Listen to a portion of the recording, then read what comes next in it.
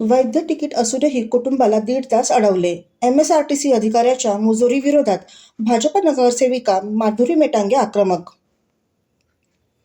गुहागरहून ठाण्याला येणाऱ्या शिवशाही बसमधील प्रवाशांना वैध तिकीट असूनही 1.5 तास अडवून मानसिक त्रास दिल्याची धक्कादायक घटना ठाण्यातील खोपट बस डेपोमध्ये समोर आली आहे.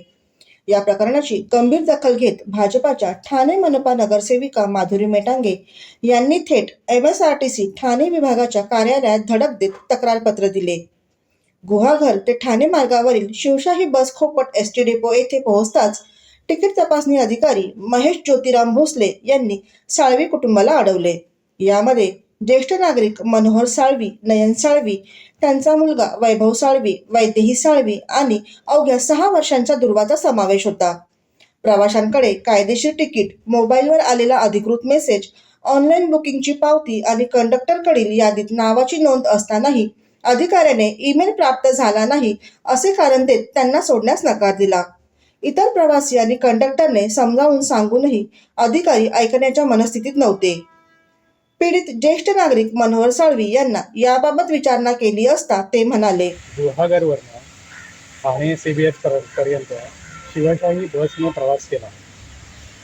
28 तारखेची कालचा दिवस मी 24 तारखेला MSRTCच्या ॲपमधून माझं तिकीट बुक केलं, सीट्स रिझर्व केल्या आणि बसमध्ये हे गुहागरला चढल्यानंतर माझं MSRTCने त्याच्या ॲपवर असलेले तिकीट मी त्यांना दाखवलं.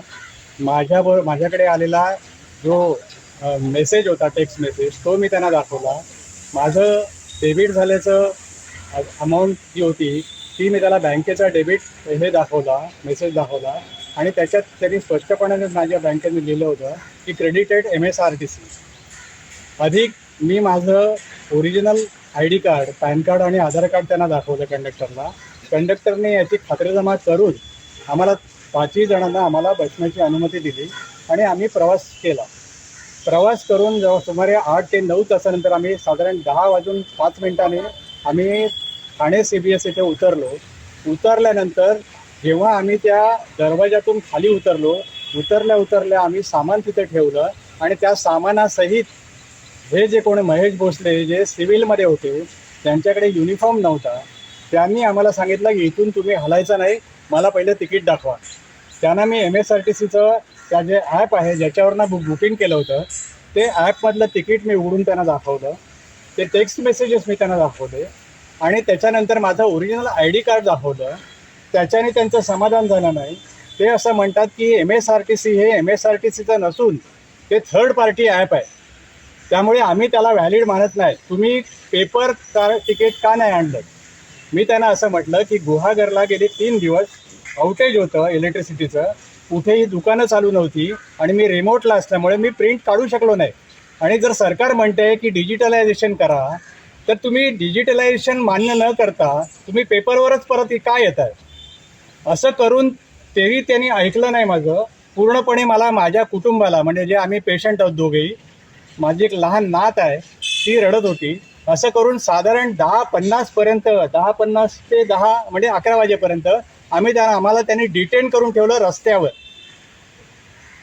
त्यासोबत त्यांचे जे विभागीय कंट्रोलर होते ते त्या ठिकाणी आले आणि त्यांनी सांगितलं असं की हे तिकीट बरोबर आहे. तरी देखील त्यांनी मानलं नाही या महेश भोसलेने. आणि मग ते म्हणाले की तुम्हाला काय पाहिजे याच्यातलं? ते मी म्हटलं कसं आहे की बघा, आम्हाला निष्कारण तुम्ही डांबून ठेवलं आहे की तुम्हाला वाटत असेल, या महेश भोसलेनं जर वाटत असेल की मी विदाऊट तिकीट आलो आहे, तर तुमची जी काही पेनल्टी असेल, अधिक चार्जेस असतील, ते मी आत्ताच्या आत्ता इथे भरायला तयार आहे. मग त्याच्यावर काय कारवाई कशी करायची, ॲक्शन करायची ते मी नंतर बघेन, पण मला पहिल्यांदा घरी जाऊ द्या. पण तेही त्यांनी ऐकलं नाही. त्यांनी अतिशय अरेराव्याने भाषा केली. माझ्या मदतीला त्या बसचे जे कंडक्टर होते त्या ठिकाणी आले. त्यांनी सांगितलं, साहेब यांच्याकडे व्हॅलिड सगळे ID कार्ड आहे, तिकीट आहे, माझ्या मेमोमध्ये त्यांचं नाव आहे त्या 5ही पॅसेंजरचं, तुम्ही का ऐकत नाही? तर त्या महेश भोसलेने त्या कंडक्टरला अरेरावी केली आणि त्यांना धक्काबुक्की केली. सुदैव आमचं असं की त्याच वेळेला त्या ठिकाणी स्थानिक नगरसेविका भाजपाच्या सौ माधुरी मेटांगे ताई या त्या ठिकाणी आल्या. त्यांनी बघितलं काय ते हल्लागुल्ला चालला आहे, कारण बरेचसे पॅसेंजर्स आणखीन MSRTCचा स्टाफ तर ते उपलब्ध होते, तिकडे जवळ होते त्यांना मॅडम आल्यानंतर मॅडमशी सुद्धा त्यांनी हौजत केली. मॅडम सांगतायत मी नगरसेवक आहे, पण त्यांनी नगरसेविकेला पण मानलं नाही. त्यांनी त्यांच्याशी पण उद्धटपणे वागले. ते स्वतःचा ID कार्ड द्यायला तयार नव्हते, त्यांचं नाव सांगायला तयार नव्हते.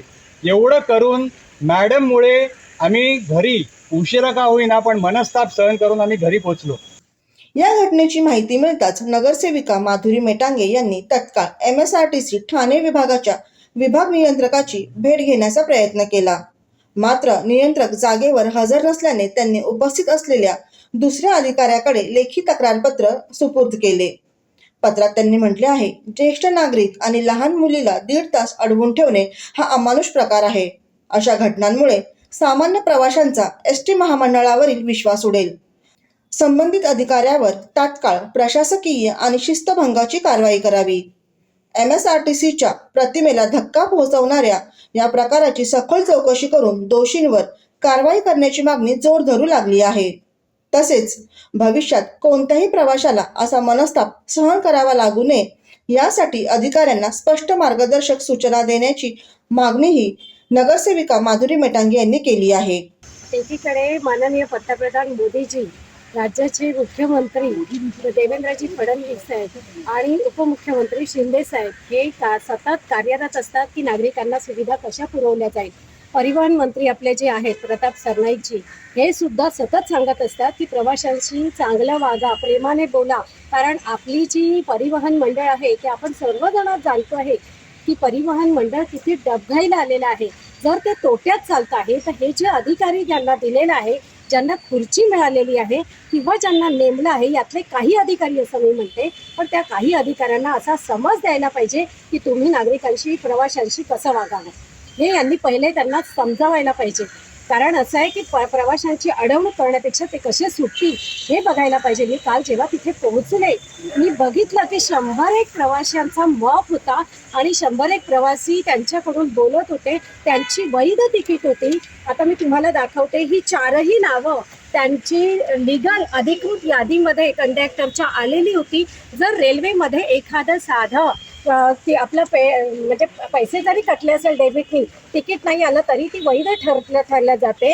आणि इथे तर सगळे प्रूफ होते. टेक्स्ट मेसेज त्यांनी दाखवला, ऑनलाईन पेमेंटचं दाखवलं, ऑनलाईन तिकीट दाखवली, तरी या माणसाचं समाधानच होत नव्हतं. काय तर जीमेल ID नाही आहे, जीमेल आला नाही आहे तुम्हाला. अरे समजा एखाद्या आजी नातवाने जर आजीला बसवलं, तिच्याकडे मोबाईल नाही, तर हा काय तिला दिवसभर घरी घेऊन बसेल का त्याच्या? म्हणजे यांना अक्कल नावाची चीज नाही आहे. यांना कोणी बसवलं या पदावर हे माहिती नाही. आणि वरून म्हणतो त्या कंडक्टरला, तो इतका संवेदन, त्याला माहिती आहे माणूस की जपणारा कंडक्टर होता. त्याला म्हणतो की मी तुला बघून जाईल, मी तुझी नोकरीची वाट लावेल, कारण मी इथला लाईनमन आहे. म्हणजे हे फक्त अडवणूक करायसाठी लाईनमन बनलेले आहेत का? लाईन चेकिंग आहे का? सरप्राईज व्हिजिट आहे. आणि त्याला विचारलं तुझा हे नाही आहे, युनिफॉर्म नाही आहे. काही प्रवाशांनी विचारलं तर म्हणतो की मला युनिफॉर्मची गरज नाही आहे, मी सरप्राईज व्हिजिट करणार आहे. तर सरप्राईज व्हिजिट द्यायची असेल तर आता मी सुद्धा सरप्राईज व्हिजिट देणार आहे. यांच्या वॉशरूम कसे आहेत, यांच्या मुताऱ्या कशा आहेत, लेडीजला वॉशरूम नाही आहे, एवढं घाण केलेलं आहे तिथे. आता फोपट आगार बघा किंवा कोणताही बंधन आगार बघा, सगळीकडचे डेपो कुठले व्यवस्थित आहे. विमानतळ असतात असे डेपो पाहिजे आहे, तेव्हा कुठे डेपोमध्ये प्रवासी आहे का? गरिबांनी चांगला प्रवास करू नये. जर आमच्या मागण्या या जर आवडत नसेल तर यांनी डेपो सगळे बंद करून टाकावे, परिवहन बंद करून टाकावं. जर प्रवाशांना त्रास होतो आहे, किती चुकीची गोष्ट आहे. आम्ही पण सरप्राईज व्हिजिट करू. आता जर याच्या पुढे आम्ही पण करणारच आहोत यांच्या अशा सरप्राईज व्हिजिट. मागणी ही करणार आहे की हा जो महेश भोसले आहे, हा जो धमक्या देतो की भोर कोणीतरी भोर आहे, त्याचे मी 500 हे बुकिंग करून देतो, हे करतो ते करतो, हे एजंटची कामं करतात का? जर परिवहनमध्ये असून हे कोणाचे तरी एजंट बनतात का? हा माझा पहिला प्रश्न आहे. दुसरा प्रश्न म्हणजे या माणसाला चांगली समज होण्यासाठी जर हा अडवणूक करणार आहे, याला जर रूल्स अँड रेग्युलेशन जर समजत नसेल, तिकीट कशी असते, कोणता प्रूफ घ्यायचा हे याला समजत नसेल, तर याला त्या पदावरून काढून चपराशी पदावर नेमावे अशी माझी मागणी आहे. आणि प्रत्येक अधिकाऱ्याने समज द्यायला पाहिजे की तुम्ही प्रवाशांशी किती चांगलं बोलायला पाहिजे. त्यांची माणुसकी, एकतर ते थकून आलेले असतात, त्यानंतर त्यांना उलट तुम्ही त्यांच्याशी चांगलं बोलून त्यांना भावनिक आधार द्यायला पाहिजे. तो सोडून तुम्ही त्यांची अडवणूक करत होता. काल 101 प्रवाशांचा मॉप होता तिथे.